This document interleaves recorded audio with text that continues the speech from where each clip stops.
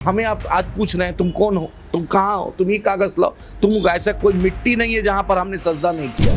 5 साल में असेंबली में सबसे ज्यादा अगर मुखर के आवाम का मुद्दा उठाया, सीमांचल का मुद्दा उठाया, उसका नाम अख्तर उल ईमान साहब। एक अख्तर उल ईमान इतना कर दिया, अगर आप 5 रहते तो देखते क्या होता सीमांचल के साथ। बीजेपी का हजारों करोड़ रुपया है, इलेक्ट्रल बॉन्ड का चंदा है, अदानी अंबानी की दलाली है, हम लोग के पास वो नहीं है। कोई पर्सनल ख्वाहिश नहीं है। सीमांचल को हाई कोर्ट बेंच हो, सीमांचल डेवलपमेंट बोर्ड बने, फूड प्रोसेसिंग प्लांट हो, यहाँ एग्रो बेस्ड इंडस्ट्री हो, हाई कोर्ट का बेंच हो, एम्स के जैसा हॉस्पिटल हो, ट्रॉमा सेंटर खुले, यहाँ पे इंजीनियरिंग कॉलेज, मेडिकल कॉलेज खुले। यही मांगे, ये क्या गलत मांगे, आप ही बोलिए।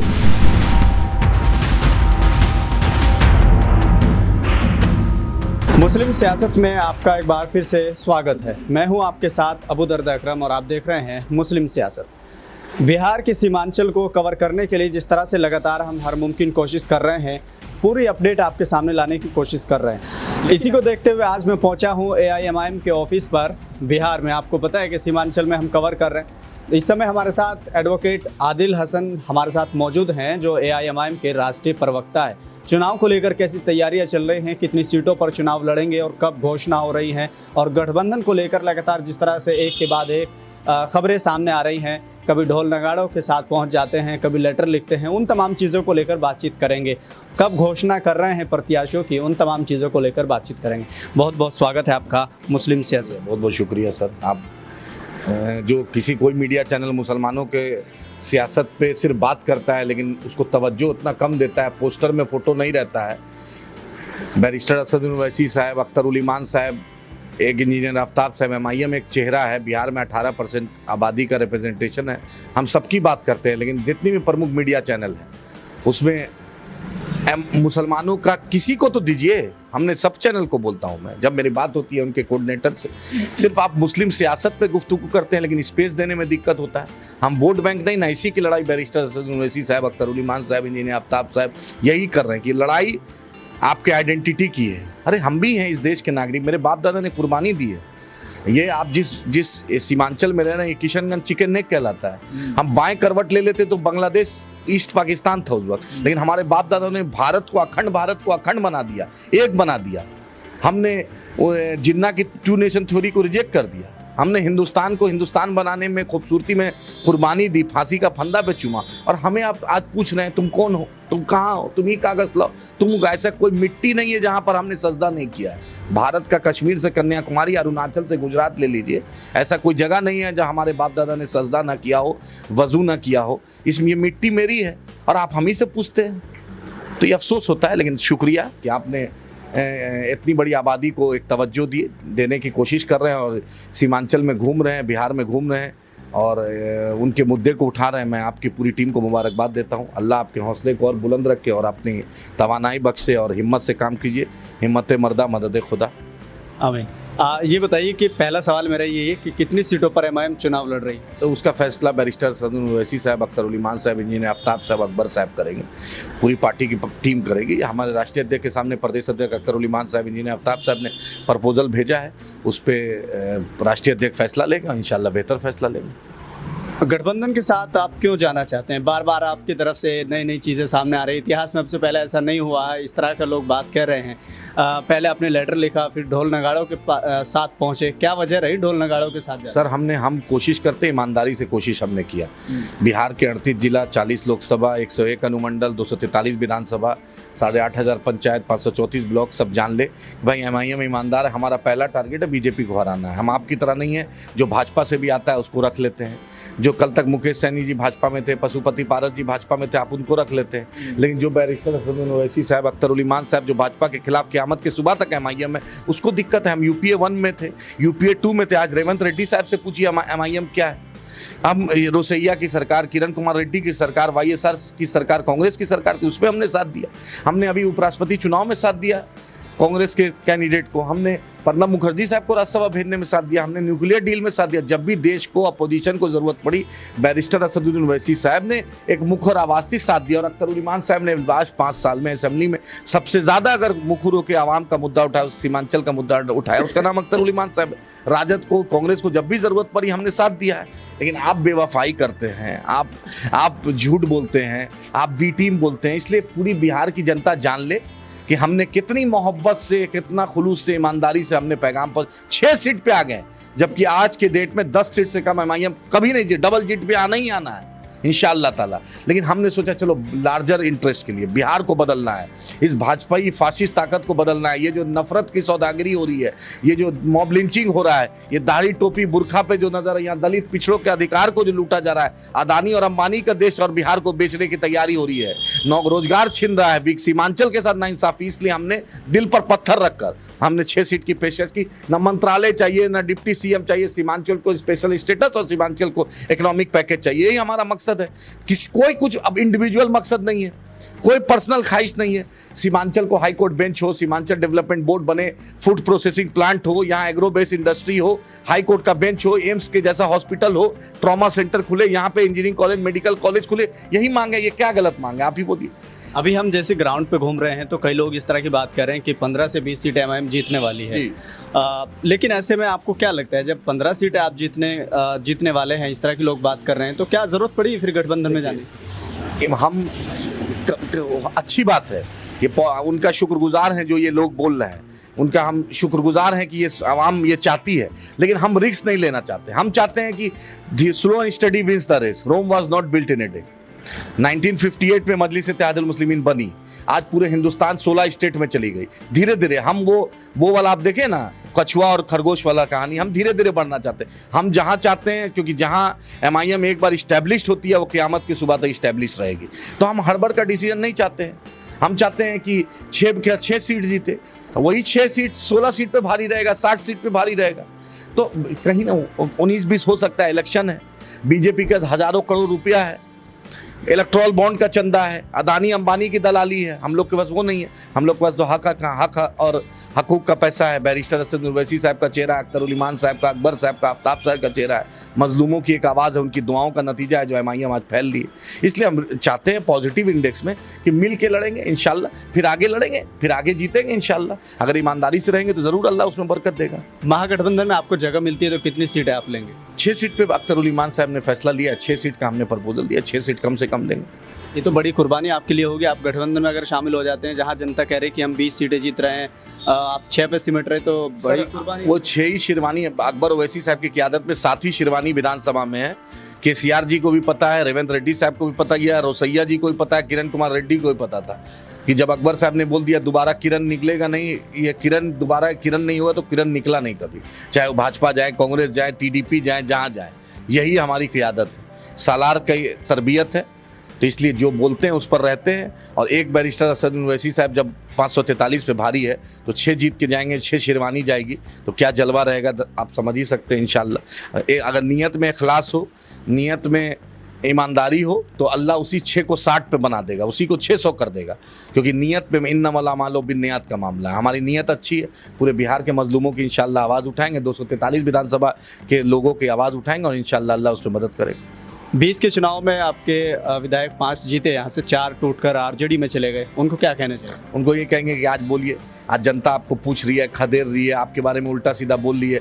जिस बैरिस्टर असद उवैसी साहब ने, अख्तर ईमान साहब ने, इंजीनियर आफ्ताब साहब ने, अकबर साहब ने इतनी मोहब्बत दी, इतनी शफकत दी, आपको भाई बना के रखा, वहाँ आप दरबारी बन के हैं, वहाँ आपको स्टेज पर जगह नहीं मिलती। यहाँ बैरिस्टर आपको गले लगा रहे थे, तो वो बड़ा भाई को आपने खंजर घोंप दिया, आप आवाम के जज्बात को खंजर घोंप दिया। ऐसा क्या मिल गया आपको, बतलाइए। अख्तर ईमान साहब ने 800 करोड़ का काम करा दिया, आप रूलिंग पार्टी में होकर 800 करोड़ का नहीं करा पाए। आज़ाद भारत में सीमांचल में सबसे बड़ा पुल अगर 217 करोड़ का कानकी के पास अख्तर ईमान साहब के कंस्टिट्यूंसी में बन रहा है, बोलिए। तो नियत पे अल्लाह बरकत देता है। एक अख्तर ईमान इतना कर दिया, अगर आप 5 रहते तो देखते क्या होता सीमांचल के साथ। कोई माइकलाल पटना में फैसला आपके मुकद्दर का नहीं करता, आपका मुकद्दर का फैसला आप खुद करते, अल्लाह की मदद आती। आपके बाढ़ की समस्या, कटान की समस्या, रोड की समस्या, एमयू किशनगंज की समस्या, आपके स्कूल की समस्या, बिजली पानी की समस्या, आपके हॉस्पिटल की समस्या, 5 मिल के करते तो जलवा अलग रहता। लेकिन अख्तर ईमान साहब ने दिखाया कि जिसमें ईमान है, कभी समझौता नहीं किया। नीतीश जी ने मंत्रालय का ऑफर दिया, तेजस्वी जी ने दिया, लोकसभा भेजने का दिया, हर चीज़ पे इसने ईमान में समझौता नहीं किया। इसलिए आज पूरे बिहार में ही नहीं, देश में अख्तर ईमान साहब की इज्जत है। तो वह तो इज्जो मंतशा, वह तो जिल्लो मंतशा, जो ईमानदार रहता है तो अल्लाह की मदद आती है। आदिल हसन बड़े मुखर होकर बोलते हैं जब कोई मुद्दा आता है, तो क्या ये मान लिया जाए कि इस बार विधानसभा में पहुंच रहे हैं? अगर अल्लाह की मर्जी रही, अगर बैरिस्टर असदुद्दीन ओवैसी साहब, अख्तर उल ईमान साहब, इंजीनियर आफ्ताब साहब, अकबर साहब जैसे लीडर की सरपरस्ती रही और उन लोग का आदेश रहा, तो इंशाल्लाह चुनाव लड़ेंगे, अल्लाह ने चाहा तो। जिस तरह से अगर एमआईएम यहाँ किंग मेकर बनती है, जिस तरह से लोग आकलन कर रहे हैं, जब हम ग्राउंड रिपोर्टिंग करते हैं तो ये चीज़ें सामने आती हैं, तो क्या भूमिका रहेगी और किस तरह से माहौल होगा जब किंग मेकर अगर बनने का मौका मिले? देखिए, हम लोग लोकतंत्र, हम लोग किंग और किंग मेकर का सपना नहीं देखते हैं। हम लोग ईमानदारी से सीमांचल को, बिहार के मजलूमों की एक आवाज़ रहेंगे। हाँ, 75 साल जो सीमांचल के साथ नाइंसाफ़ी हुई, पहली कैबिनेट में वो झलक दिख जाएगी, पहली कैबिनेट में, अल्लाह ने चाहा। सीएम के रूप में किसको देखना चाहते हैं? सीएम के रूप में हम उसी को देखना चाहते हैं जिसके दिल में इंसानियत हो, जिसको आवाम के लिए हमदर्दी हो, जिसके दिल में सीमांचल के लिए मोहब्बत हो, जिस सीमांचल को इंसाफ दे सके। कोई हम पर्सनल किसी व्यक्ति विशेष को नहीं चाहते, जो इंसाफ की बात करेगा, जो सीमांचल के मजलूमों को, दलित को, पिछड़े को, अगड़े को, जो सबको लेने की बात करेगा, वो कोई जात विशेष का नेता नहीं रहेगा। जो बिहार के मजलूमों की आवाज़ बन के रहेगा, हम उसको चाहते हैं वही बने। सोशल मीडिया पर एमआईएम के कार्यकर्ता बड़े जोश में है, ग्राउंड पे तो है ही, लेकिन उसके साथ में हम सोशल मीडिया पर देख रहे हैं तो ऐसा होता है कि वो लोग किसी को मतलब कोई एंटी पोस्ट कर देता है एमआईएम की, तो वो उस पर टूट पड़ते हैं। तो ऐसे कार्यकर्ताओं को क्या संदेश देना चाहिए? हम देना चाहिए, भाई गाली गलौज मत कीजिए। आप बैरिस्टर असदुद्दीन ओवैसी साहब से कुछ सीखिए। पूरी दुनिया उन पर बोलती है, लेकिन हक बात बोलता है, वो कभी किसी को गाली से जवाब नहीं देता है। आप अख्तर उल ईमान साहब से सीखिए। पूरा लोग उल्टा सीधा बोलता है, लेकिन कभी ईमान से समझौता नहीं किया, उससे सीखिए। आप इंजीनियर आफ्ताब साहब से सीखिए। आप अकबर ओवैसी साहब जैसी शख्सियत से सीखिए। गोली भी मारा, पेट में खंजर भी घोपा, लेकिन 18,000 बच्चों को फ्री में तालीम, जो दुश्मन के भी बच्चे को अपने यहाँ हॉस्पिटल में इलाज और स्कूल में फ्री में तालीम देने की बात कर रहे हैं। कोरोना में मदद किया, लॉकडाउन में मदद किया, जब भी बाढ़ आया मदद किया, पानी घुसता है मदद किया।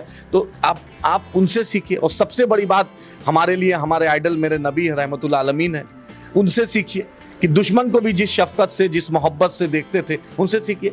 गाली गलौज नहीं करना चाहिए। आप तर्कों के साथ, आपके पास इतना तर्क है कि आप उसको तर्क से उसको शर्मिंदा हो जाएगा, उस तर्क को डाल दीजिए ना। आपके पास बैरिस्टर असदुद्दीन ओवैसी साहब, अख्तर उल ईमान साहब, अकबर साहब, इंजीनियर आफ्ताब साहब जैसे लोग हैं, वारिस पठान साहब जैसी शख्सियत है। आपके पास लीडर की कमी है जिसने इतना काम किया, उसी को डालिए ना। इन लोग कहीं पे नहीं रहेगा, कहीं पे नहीं रहेगा, लेकिन गाली गलौज नहीं कीजिए।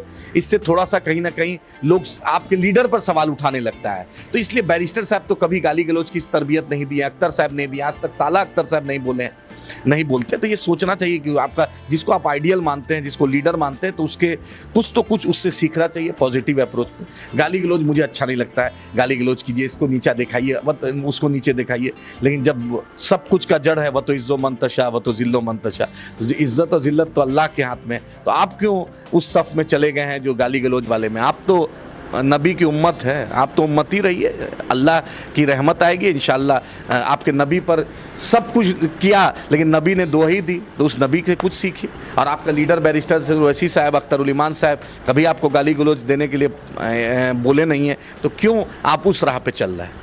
राहुल गांधी की वोटर अधिकार यात्रा हो या फिर तेजस्वी यादव की अधिकार यात्रा, दोनों में जो विजुअल सामने आ रहे हैं वो बड़े चर्चा का विषय बने हुए हैं। अभी हमने देखा एक तेजस्वी यादव के सामने एमआईएम के लोग आ जाते हैं कि गठबंधन नहीं तो वोट नहीं, और तेजस्वी यादव बड़ा गुस्से में इशारा करते हैं। क्या वो कह रहे होंगे उस समय, क्या लगता है आपको? तेजस्वी जी को गलतफहमी हो गई है, गुरूर में है, अल्लाह माफ़ करे। मुझे अफसोस आता है कि आप 2005 से लेकर 25 आ गए, आप नहीं हरा पाए भाजपा जदयू को।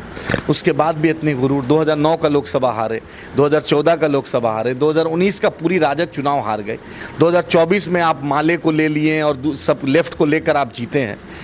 तो इतना गुरूर ठीक नहीं। तेजस्वी जी बात कीजिए, डायलॉग कीजिए, राजनीति में बात होता है मेरे भाई। उम्र में भी आप छोटे, ज़रूर आप लालू जी के लड़का हैं तो डिप्टी सीएम बन गए, लीडर अपोजिशन बन गए, लेकिन अपनी छवि को आप सीखिए ना कुछ अकबर ओवैसी साहब से। कुछ तो देखिए कि किस तरह रेवंत रेड्डी साहब उनसे असेंबली में, जबकि अपोजिशन में रहकर रेवंत रेड्डी साहब बोलते हैं आइए डिप्टी सीएम बन जाइए, किस तरीके से रेवंत रेड्डी साहब को जवाब देते हैं, किस तरीके से केटीआर साहब को जवाब देते हैं। आपका लीडर एग्जाम्पल है।